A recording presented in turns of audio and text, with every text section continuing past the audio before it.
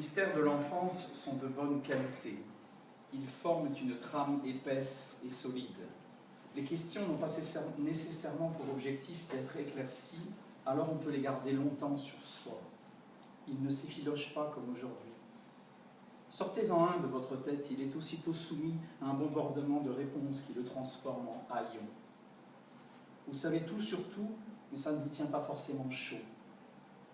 Par exemple, durant mes premières années d'existence, les mots communiste, dormition, paradoxe, conception ou mort, descendant de je ne sais quelle parole, formaient des points d'interrogation dont je ne me lassais pas.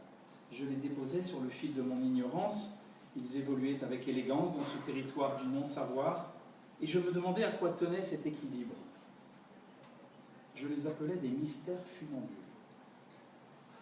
Lapin bleu fut pour moi un nouveau et beau mystère. C'était le nom du chien de Pergola, ma voisine espagnole. Plus tard, j'ai compris que tous ces mots appartenaient à des territoires très fermés. Il y avait celui des communistes, des catholiques, des maternités, et puis aussi celui des morts.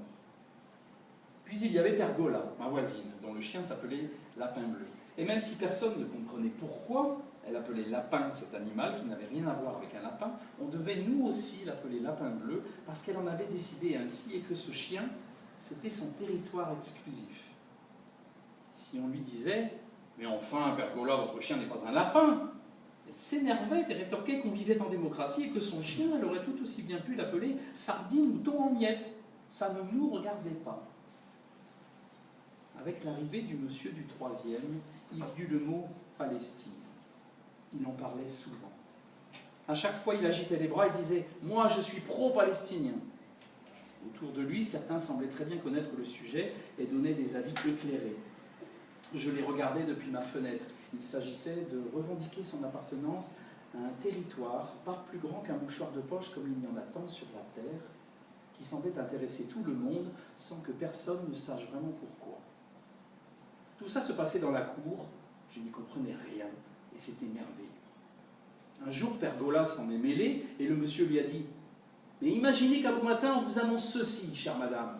À partir d'aujourd'hui, votre chien n'est plus votre chien, vous n'avez donc plus le droit de l'appeler Lapin bleu. » « Quelle horreur !» hurla Pergola en plaquant ses deux mains sur son visage, comme dans une grande tragédie. Un autre jour, plus loin, tandis que cette conversation à bâton rompu continuait dans la cour, je me suis réveillée triste et heureuse en même temps.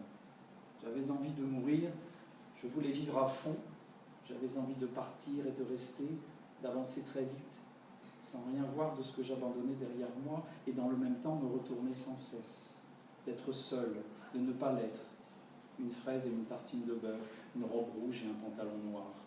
Et tout à l'avenant, j'en ai parlé avec le monsieur du troisième qui m'a expliqué que j'avais trop de territoire en moi. Je devais choisir d'habiter d'un côté ou de l'autre de moi-même.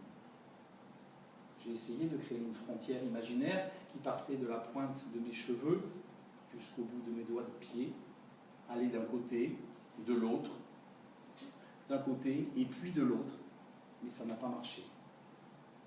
La fraise s'est mise à haïr la tartine de beurre, tandis que mon passé et mon avenir s'envoyaient des grenades qui explosaient dans mon sommeil. Il fallait être sans cesse vigilant, c'était épuisant. Comme il n'y avait pas de solution, j'ai fait un cancer.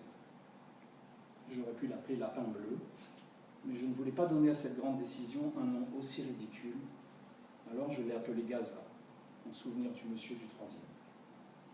Claire Antonovitch.